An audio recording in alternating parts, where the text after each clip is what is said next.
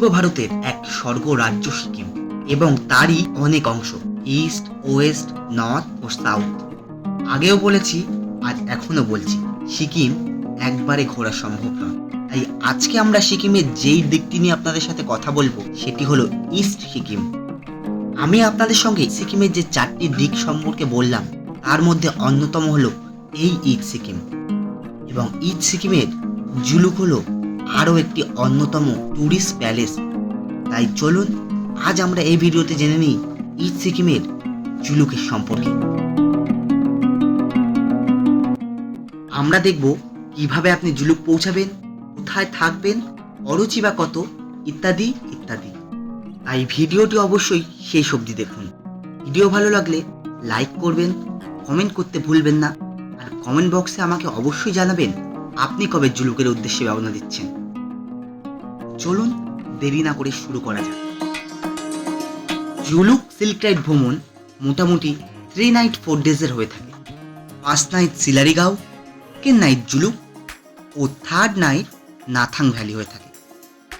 যদি 4 জন বা 8 জনের টিমে এখানে যান তাহলে পার্সোনাল ক্যাবে করে খুব সুন্দরভাবে ঘুরতে পারবেন, এবং যার টোটাল কস্ট আসবে বর্তমানে 9,000 থেকে 10,000 টাকার মধ্যে। আমরাও টোটাল ট্যুর প্যাকেজে গেছিলাম 8 জন। আমরা যেই ট্যুর অ্যান্ড ট্রাভেলসের সাথে গেছিলাম তার ফোন নাম্বার আমি আমার ডেসক্রিপশানে দিয়ে রাখবো, আপনারা চাইলে ওনার সঙ্গে যোগাযোগ করতে পারেন। আমাদের জার্নি শুরু শিলিগুড়ি থেকে। প্রথম দিন আমাদের বুক করা গাড়ি করে বেরিয়ে পড়লাম পাদামচেনের উদ্দেশ্যে। 1st নাইট আমরা পাদামচেনেই থাকবো। পরদিন সকালে রংপো থেকে জুলুক যাওয়ার পারমিশনটা করিয়ে নিলাম রাস্তাতেই। এরপর সারাদিন গাড়ি চাপার পর আমরা অবশেষে পৌঁছালাম আমাদের বহু প্রতীক্ষিত জুলুকে। আপনারা দেখতেই পাচ্ছেন এই মুহূর্তে আমরা নামলাম জুলুকে, আর জুলুকে নেমেই এত সুন্দর দৃশ্য যে আমরা দেখতে পাবো এটা কখনোই ভাবতে পারিনি। জুলুক তো আপনারা হয়তো অনেক রকম ভিডিওতে দেখেছেন যে পুরো জিগজ্যাগের মতো রাস্তাগুলো। তো এখান থেকে আমি আপনাদের হয়তো দেখাতে পাচ্ছি না কারণ এখন পুরো ওয়েদারটা ফগি আছে, তবে এইমাত্র আমরা নামলাম। যখনই এই ফগিনেসটা কেটে যাবে তখনই আমি আপনাদের সঙ্গে এই জায়গাটা শেয়ার করব। জায়গাটা অসাধারণ। এখানে আমাদের হোমস্টে আছে, তো এখানে হোমস্টেতে আমরা আমাদের ব্যাগ লাগেজ নামিয়ে আমরা এবার ওপরের দিকে ওঠার চেষ্টা করব, কারণ ওপরে বৃষ্টি হওয়ার সম্ভাবনা বলছে আমাদের ড্রাইভার দাদা। তো তার জন্য আর আমরা লাগেজ নিয়ে যাচ্ছি না, গাড়ি বেকার ভারী করে, তো এখানে আমরা রেখে যাচ্ছি। তো চলো এবার হোমস্টের দিকে যাওয়া যাক। তো এখানকার হোমস্টেগুলো দেখতে পাচ্ছেন কিভাবে করা, যেন মনে হচ্ছে পাহাড়ের কোলে বসে আছে সদ্যজাত শিশু। কত সুন্দরভাবে এরা পাহাড়ের ধারে বসবাস করে একবার জাস্ট দেখুন। ছোট ছোট সিঁড়ি করা, তবে একটু রিস্কি, তবে তা হলেও দারুণ, এই এক্সপিরিয়েন্সই আলাদা। তো এটা হলো আমাদের জুলুক হোমস্টের বিভিন্ন ঘরগুলো দেখুন। বিভিন্ন রেন্টে এখানে আপনারা ঘর পেয়ে যেতে পারেন। এই হোমস্টের বাথরুম এখানে নর্মালি যেমন হয় পাহাড়ি বাথরুমগুলো তেমনই এখানে আছে। তো রুমগুলো এখন ছোটো ছোটোই, তবে আমরা যে কটেজটা নিয়েছি সেটা পরে আমি তোমাদের সাথে শেয়ার করছি, ওটা কিন্তু অনেকটা বড়। আর এখান থেকে দেখুন ভিউটা একবার জাস্ট কত সুন্দর। এই পাহাড়ি রাস্তায় যারা আপনারা ট্রেক করতে ভালোবাসেন আপনাদের জন্য তো এই রাস্তাটা প্রচণ্ড ভালো, তবে আমরা যারা একটু হাঁটতে অভ্যস্ত নই আমাদের জন্য খুবই কষ্টকর এই জায়গাটা। প্রচণ্ড কষ্ট হচ্ছে উঠতে, একদম চড়াই লম্বা, একদম খাড়াইতে অনেকটা নিচে আমাদের এটা, তবে এটার ভিউটা অসাধারণ। এই জন্য ভিউ দেখে আমাদের এই কষ্ট সব ভুলে যাবো আমরা। এবার চলুন হোমস্টের বাইরের দিকটা একটু ঘুরে দেখি কেমন কি আছে।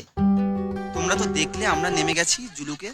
জুলুক থেকে ওখানে আমাদের লাগেজ টাগেজ দেখে আমরা এসেছিলাম এদিকে একটু, আমরা কুপুপের দিকে যাচ্ছি এখন। তবে এখানে এই দৃশ্য দেখে কি বলবো, পুরোটাই মেঘে ভরা, কিচ্ছু দেখতে পাওয়া যাচ্ছে না। তোমরা একবার জাস্ট দেখো, এই ওপরে একটা ছোট্ট দোকান পেয়েছি যেখানে মোমো পাওয়া যাচ্ছে। ঠান্ডায় এসে যদি মোমো না খাই তো কি খাবো বলো, তো তার জন্য আমরা একটু মোমো নিয়ে নিয়েছি।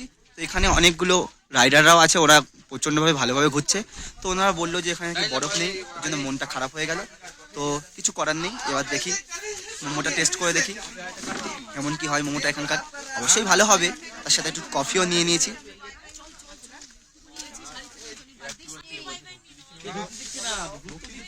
এই ওয়েদারে 1 কাপ কফি শান্তির জিনিস। অনেকটা কড়া, কিন্তু ঠিক আছে। এখানে আর কি অভিযোগ করব, এত এই উচ্চতাতে পাওয়া যাচ্ছে, এটাই এখন বিশাল জিনিস। যে আমাদের গরমা গরম মোমো চলে এসছে।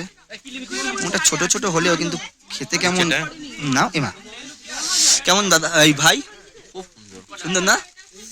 তো এবার আমি একটু টেস্ট করে দেখি এখানকার ঠান্ডা ঠান্ডা গরমা গরম মোমো কেমন লাগে।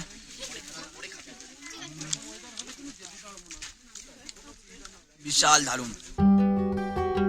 হোমস্টের সামনে থেকে মোমো খেয়ে আমাদের বুক করা গাড়িতে উঠে আমরা রওনা দিলাম সিল্ক রুট দেখার উদ্দেশ্যে, অর্থাৎ জুলুকের যেটা মেন অ্যাট্রাকশন, ওই জিগজ্যাগ রাস্তাটা দেখার উদ্দেশ্যে। তবে আপনারা কিন্তু এই দিন সিল্ক রুট অর্থাৎ জিগজ্যাগ রাস্তাটা দেখতে যাওয়া অ্যাভয়েড করতে পারেন, কারণ পরদিন যখন আপনারা নাথাং ভ্যালি যাবেন তখন আপনারা রাস্তায় দেখে নিতে পারেন সিল্ক রুটটি। কারণ জুলুক থেকে সিল্ক রুটের দূরত্ব প্রায় 13 থেকে 14 কিলোমিটার। তাই যদি আপনাদের হাতে সময় না থাকে আপনারা ওই দিন অ্যাভয়েড করতে পারেন, পরিবর্তে নাথাং যাওয়ার দিন আপনারা দেখে নিতে পারেন সিল্ক রুটটি। আপনাদের হাতে যদি ওই দিন কম সময় থাকে তবে আপনারা পায়ে হেঁটেই ঘুরে দিতে পারেন জুলুকের লোকাল সাইট সিন। দিন আপনাদের সাথে গল্প করতে করতে আমরা প্রায় চলেই এসেছি আমাদের আজকের মূল অ্যাট্রাকশন জিগজ্যাগ রোড বা সিল্ক রুট। তবে একটা কথা আমার দর্শক বন্ধুরা আপনাদের মানতেই হবে, আপনাদের লাক ফেভার করবে এই সিল্ক রুটটি দেখার সময়। আপনাদের যদি ভাগ্য ভালো থাকে তবেই কিন্তু আপনারা এই সিল্ক রুটটি দেখতে পারবেন। তবে ওপরওয়ালার দয়ায় আমার সেই সৌভাগ্যটি হয়েছিল সিল্ক রুটটি দূর রাস্তা থেকে দেখার। তবে আপনারা অনেকে হয়তো দেখতে পাবেন না, কারণ অনেক সময় এই রাস্তাটি পুরো মেঘে ঢাকা থাকে। তাই আপনারা যারা সিল্ক রুট দেখতে বেরোচ্ছেন একটু সকাল সকাল বেরোনোই আমার মতে ভালো হয়।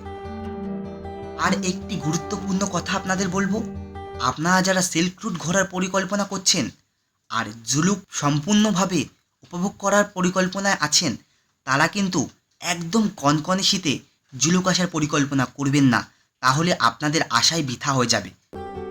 সিল্ক রুট ভ্রমণ করার সবচাইতে উত্তম সময় হলো জুলাই থেকে সেপ্টেম্বর মাস। তবে চলুন এবার সিনেমেটিক শটের মাধ্যমে আমরা এই ট্যুরটি কিভাবে এনজয় করেছিলাম একটু আপনাদের সাথে শেয়ার করে নিই, যাতে আপনারাও আমার মতো জুলুকের প্রেমে আবদ্ধ হয়ে যান। সিল্ক রুট ভ্রমণের দ্বিতীয় দিনে আমরা অল্প করে সিল্ক রুট ঘুরে নিয়েছিলাম, আর রাতে এসে আমাদের ডিনার কমপ্লিট করে নিয়েছিলাম আমাদের হোমস্টে থেকে। আজকের ডিনারের মেনুতে ছিল গরম গরম ধোয়া ওঠা ডাল, কষা মাংস ও এর সাথে আলু ভাজা। তবে সত্যি বলতে এই খাবার যেন এই রাত্রিবেলা কনকনে ঠান্ডাতে আমাদের কাছে অমৃত লাগছিল। এখন রাত 10টা বাজে আর আমরা রয়েছি জুলুকের একটা হোমস্টেতে। হোমস্টের বাইরে থেকে আপনাদের এই ভিউটা দেখাচ্ছি। এখানে হার্ডলি 10 থেকে 15টা বাড়ি আছে। এখানে মূলত বেশিরভাগই আর্মি ক্যাম্প। এখানে যা ঠান্ডা, সাধারণ মানুষ কি যারা ট্যুরিস্ট আছে তারাও জমে যাবে। এখন ওই 5 থেকে 6 ডিগ্রি টেম্পারেচার হয়তো হতে পারে, এক্স্যাক্ট আমি এখন দেখে বলতে হবে। এখানে নেটওয়ার্ক ব্যবস্থা খুবই খারাপ। যারা জিও আছেন আপনারা জিও সিম নিয়ে আসবেন, এখানে নেটওয়ার্ক খুবই ভালো থাকবে। জিও ছাড়া আদার্স কোনো সিম আনলে এখানে নেটওয়ার্ক থাকবে না। তবে চলুন আজকের ভিডিওটি এখানেই এড করি। দেখা হবে আরও একটি নতুন ভিডিওতে। আমার এরকম ট্রাভেল ভিডিও ভালো লাগলে চ্যানেলটা অবশ্যই সাবস্ক্রাইব করুন।